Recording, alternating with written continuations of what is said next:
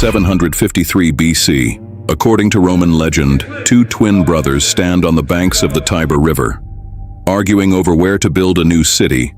The argument ends in death.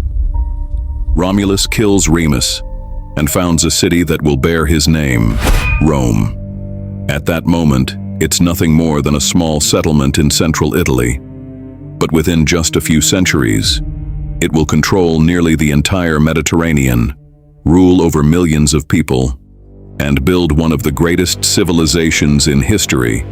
So how did Rome go from a tiny village to a world superpower?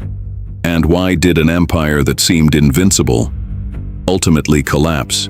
Here's the whole story, in just 8 minutes. The Roman Kingdom, 753 to 509 BC. For over 2 centuries, Rome gradually takes shape.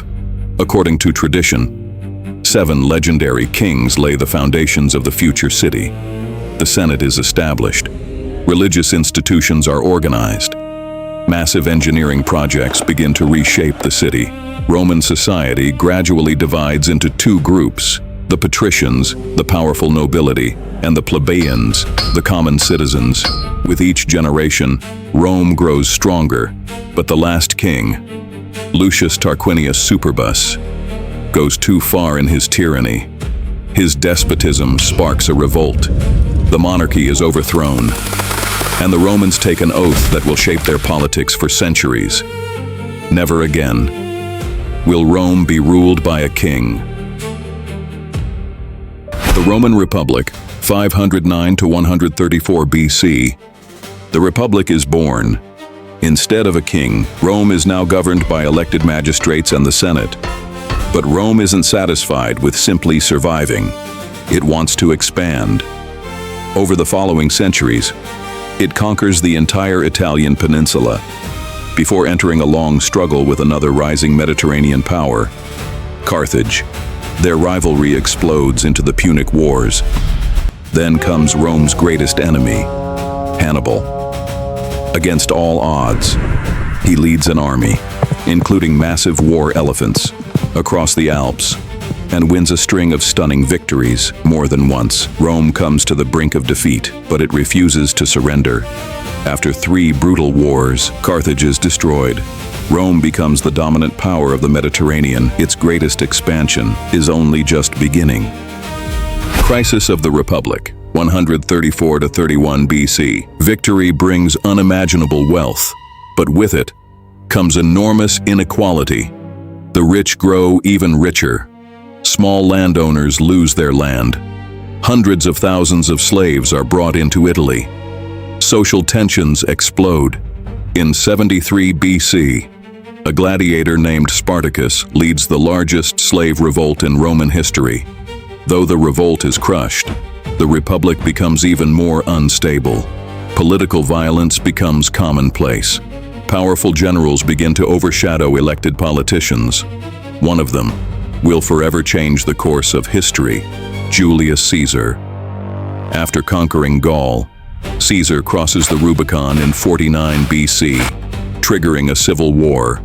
He becomes the most powerful ruler in Rome and introduces sweeping reforms, including the Julian calendar, the foundation of today's calendar. But on the Ides of March, 44 BC, Caesar is assassinated inside the Senate. The Republic will never recover. The rise of the empire, Pax Romana, 27 BC to 180 AD. The Republic is no more. After years of civil war, Julius Caesar's adopted son, Octavian, defeats his rivals and becomes the sole ruler of Rome. Then, in 27 BC, the Senate grants him a new title, Augustus. Formally, the Republic still exists. The Senate still convenes. Magistrates are still elected. But in reality, power is now concentrated in the hands of one man. And with that, the Roman Empire is born. What follows is one of the most remarkable periods in history, the Pax Romana, the Roman peace. For nearly 2 centuries, the empire enjoys unprecedented stability. Engineers build thousands of miles of roads. magnificent aqueducts, monumental temples, and colossal arenas, many of which still stand today. Trade flourishes across 3 continents. At its peak, Rome stretches from the misty hills of Britain to the deserts of Mesopotamia. Depending on the historian's estimate, anywhere from several dozen million to well over 100 million people live under Roman rule. Exact figures have not survived. To many, it seems the empire will last forever. Crisis, reforms, and the Tetrarchy, 235 to 284 AD, but no empire is invulnerable. The 3rd century becomes one of the darkest chapters in Roman history. Civil wars erupt. Inflation spirals out of control. Barbarian invasions intensify. Between 235 and 284 AD, more than 24 emperors claim the throne. Most of them are assassinated. To restore order, Emperor Diocletian introduces some of the most sweeping reforms in Roman history. He reshapes the empire into a far more centralized monarchy and introduces the Tetrarchy, a system in which 4 rulers govern different regions of the empire, while it remains a single Roman state for a time. The crisis is contained, but Rome's unity has already begun to crack. The fall of Rome. In 395 AD, after the death of Emperor Theodosius I, the Roman Empire is permanently divided into the Eastern and Western empires. The East survives, but the West enters a slow and irreversible decline. Then the unthinkable happens. In 410 AD, the Visigoths sack Rome. For the first time in nearly 8 centuries, the Eternal City is no longer untouchable.